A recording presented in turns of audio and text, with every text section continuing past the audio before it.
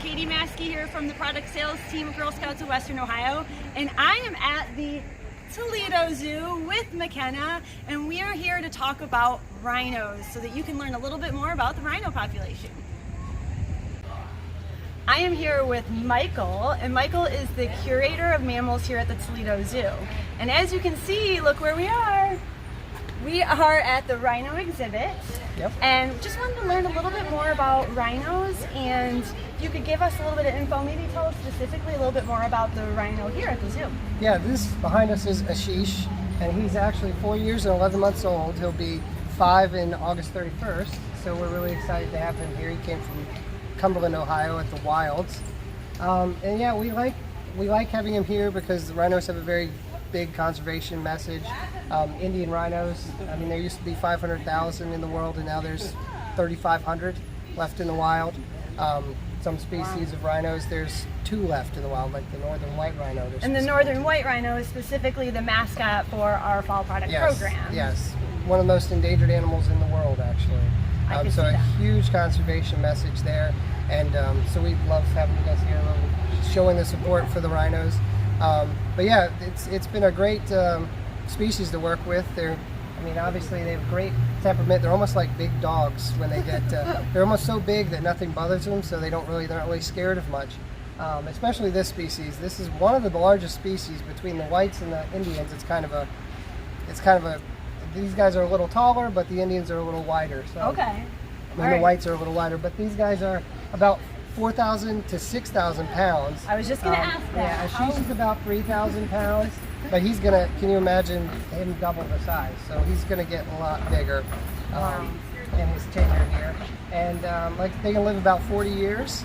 That would be an old rhino, but so he's a very young rhino. He's playing with his enrichment right now.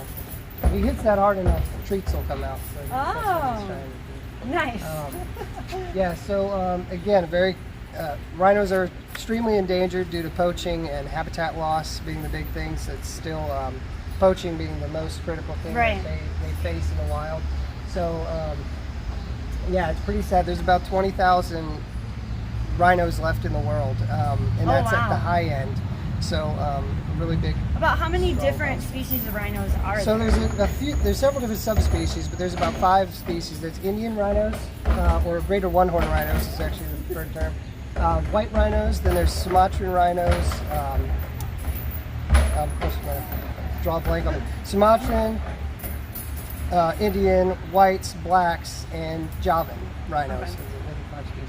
And then there's some subspecies like there's a southern white rhino, which is not quite as endangered as the northern white rhino, which is obviously the most endangered. Right. So just a little Q&A. Okay. What kind of food do they normally like to eat? Well, they eat a lot of hay and a lot of browse, which is like tree branches. We actually cut tree branches for them. Some of the rhino species, like the white rhinos, would be more, they graze and eat a lot of grasses. Okay. And these guys will certainly eat that as well, but they also like to eat a lot of, they hang out on the shore banks of rivers and stuff like that, and they'll eat a lot of tree branches and leaves from trees. And they actually have a prehensile lip that the the Indian rhinos have that actually helps them pull the leaves off of the branches. And interesting. Yeah, it's like a little finger. It's really interesting factoid about them. But yeah, so they eat a lot of hay. Here at the zoo, we give them hay and a grain, which is like a complete grain, which is like a full diet for them. And then also all kinds of different carrots and sweet potatoes and lettuce, and we kind of spoil them here at the zoo.